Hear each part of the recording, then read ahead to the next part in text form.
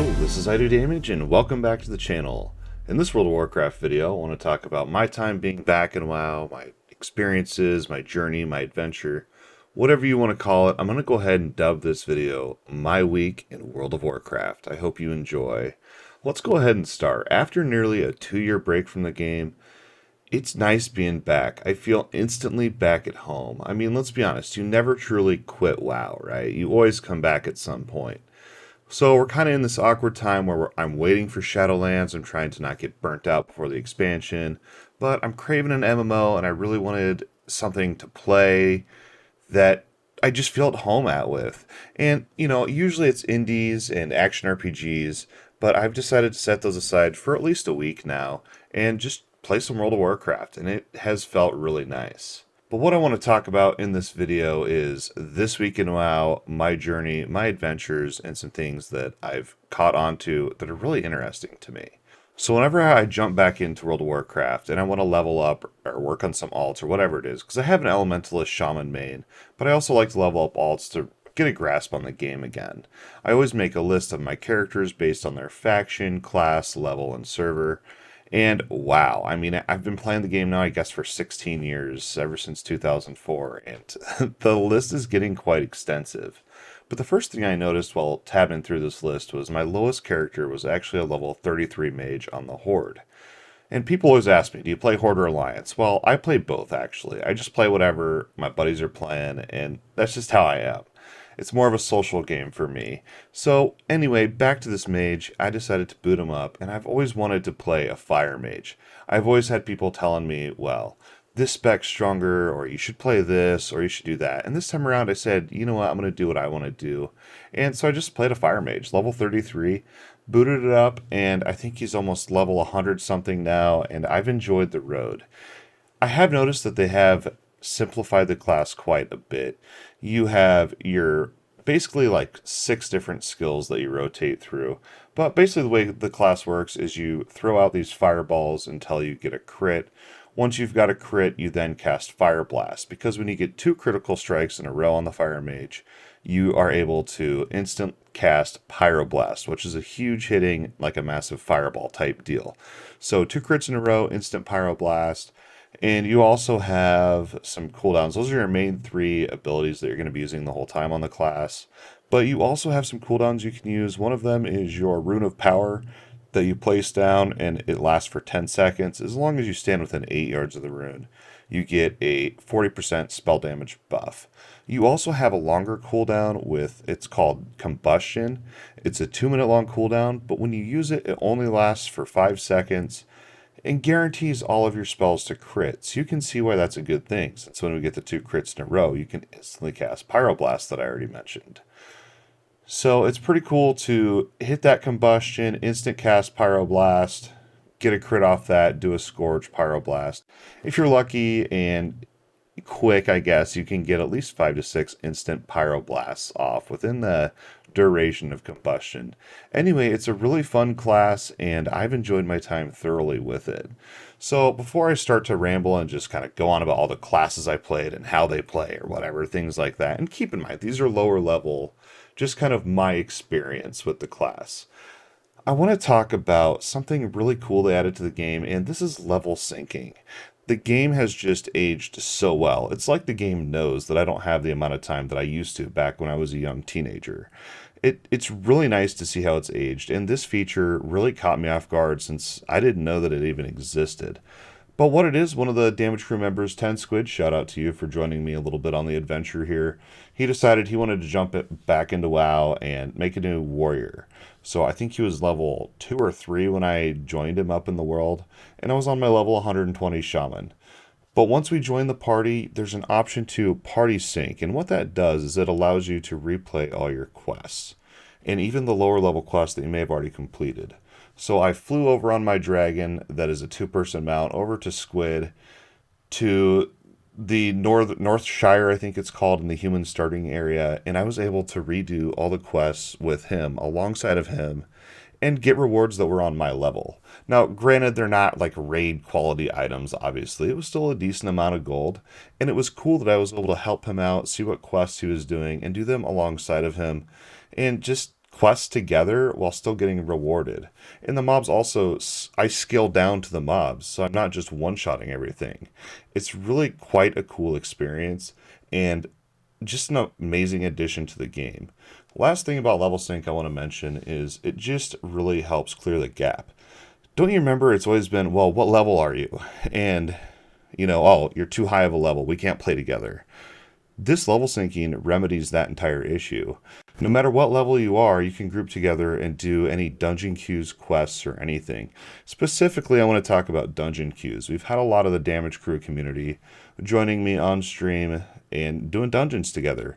They'll always ask, well, what level are you? And I always tell them, whatever level I am, but it doesn't matter. Just come on, let's do some dungeons. So we've had anywhere from like a level 20 join all the way up to like a level 110 join. And anyway, whoever's the lowest player in the group scales down to them and does their level brackets of dungeons.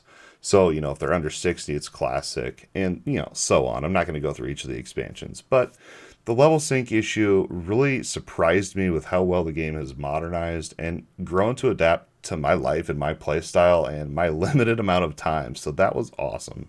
So we talked about the Fire Mage, we talked about level sync. The next character I want to talk about, and one of my buddies, he's always wanted to play a healer monk. He's always been a druid healer, but he's wanted to dabble around with the monk healing.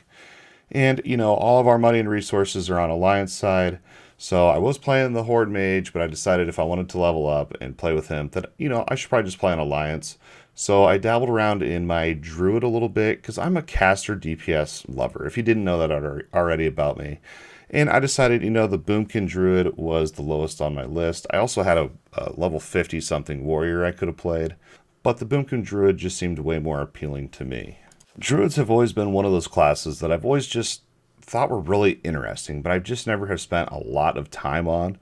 But I booted them up anyway, and come to find out, it's exactly kind of how I thought it would be, with a resource builder slash spender type of management style. Basically, the way the class works is instead of like mana or rage or anything, you have a thing, it's called astral power. And as you use your abilities, Solar Wrath and Lunar Strike and other abilities, you gain this astral power. And once you've got enough astral power built up, you can do one of two things. You can either do an instant cast AoE, which I really only use if there's 4 more mobs in the pack. And remember, this is all low level stuff that I'm talking about. This is just my week in WoW, okay? I'm sure that it's way different once I'm level 120 and start to min-max gear. So don't take this as a class guide or anything. It's just my adventure, my week in WoW. So once you have enough astral power built up, you can either do the AoE that I mentioned, or you can use the skill called Star Surge. And what Star Surge does is it then empowers up your Solar Wrath and your Lunar Strike, which are your main damaging abilities, outside of maintaining your damage over time abilities. But when they're empowered, they do more damage, they do some AoEs, they do different things, and also within casting your Solar Wrath and Lunar Strike, they can empower each other. For example, casting Solar Wrath I have a chance that it will empower my next Lunar Strike, and vice versa, so you kind of want to tab between the two spells. But that's basically your 5-button rotation, 6 if you count both your 2 dots that you can do as well. But you also have cooldowns that you can manage with your Celestial Alignment, which increases your spell damage and haste for 20 seconds. I think it also gives you Astral Power. And then you also have your 45-second cooldown, which is really short, but basically what it is it's the Warrior of Elune. It generates 40 additional astral power when you cast your next 3 lunar strikes, and they're instant casts. So what you can do is pop that cooldown, Warrior of Elune, instant cast Lunar Strike 3 times, and you're going to have loads of astral power to use for however you want, and keep pumping out the damage. Anyway, I thought the class was exactly how I remembered it being a long, long time ago. And while it wasn't super boring, I like the Mage a lot more. But the cool thing about Druids is they have a lot of utility with them in the form of healing, battle reses, and shapeshifting. But everyone's played WoW. Everyone should know that about Druids by now. So that was my time with Druid. After realizing that, I really wanted to go back to my roots, go back to my original character, the one that started it all, the one that actually dubbed the IGN I Do Damage, is the Priest.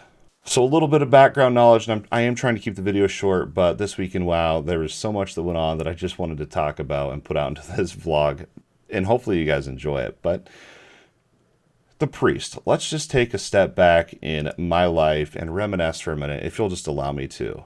So when I very first started raiding, my very first max level character ever was a hunter. I got the hunter up to max level in Burning Crusade, joined a raiding guild, and we just could never find healers. And the healers we had were not super great. And I'm one of those people that if I see someone doing something that I feel like I could maybe do a little bit better, I like to step into that role and just put myself to the test. It's really a challenge for myself is all it really comes down to. So knowing that I was going to be a healer for the next few years, I decided to go ahead and make a priest. And being a teenager, I thought it'd be hilarious to just name him Idodmg. I mean, he's a priest healer. He doesn't do damage. Like, that's just silly, in a 14-year-old's mind, right?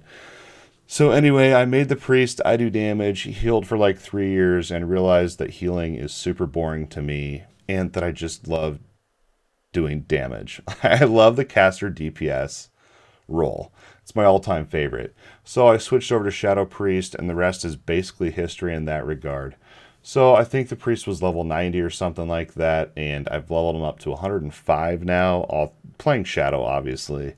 And the first thing I did when I booted up my Shadow Priest was I opened up my spell book, I tabbed through my talents, and then I went over to the target dummy. That's right, I didn't just instantly queue for dungeons. I went over to the actual target dummy to remind myself of how the class played, and it has seen significant changes. And going into Shadowlands, there's even more changes to come that are going to improve the class a lot more that I'm excited about. But for now, let's keep it focused on my time in WoW and short little bit that I've played. Basically, the way the class works is you still have damage over time managements, mind blasts, and mind flay. Obviously, there's more to that, but I'm not going to go into great detail. But I gotta say, Shadow Priest is definitely my character that I'm going to try to get up to level 120, which really brings me to the end of this video and talking about the future of my time in WoW. And I'm looking forward to getting the Shadow Priest up, doing some casual Mythic Keystones with the damage crew, min-maxing a little bit of gear, and who knows, maybe I'll end up back on the Elemental Shaman. Speaking of the Elemental Shaman, I realized I still don't have flying unlocked in BFA. Like I said, I've taken a 2-year break, so I've missed lots of content during BFA. So I think it's time that I go ahead and unlock that while I prepare for Shadowlands. So that's going to be the next week in WoW, is that rep grind, discovering Najatar, and playing around, which is all going to happen on the Elemental Shaman in the meantime while leveling up the Shadow Priest. So I'm excited for the next week in WoW, and hopefully we'll get back to some indie ARPGs as well. But in the meantime, I hope you guys enjoy this little video, vlog, whatever you want to call it, of my time in World of Warcraft. I hope it was enjoyable to even just one person out there to hear me talk about and nerd out about my time being back at home. It just is such a wonderful experience. And it's just brings me so much joy to see how many of you guys actually play WoW as well. And joining me in the adventure couldn't make me happier, and just made this past weekend so enjoyable, and I look forward to the future with you, the Damage Crew community. I can't thank you guys enough for your time, continued support, and watching these videos. Please feel free to check out the links down below for all of our social media links. Feel free to join the growing Discord community. We have over 200 members, many developers, awesome jokes, memes, and chats, and we talk about everything games. Thank you so much. As always, thanks for watching. We'll see you next time.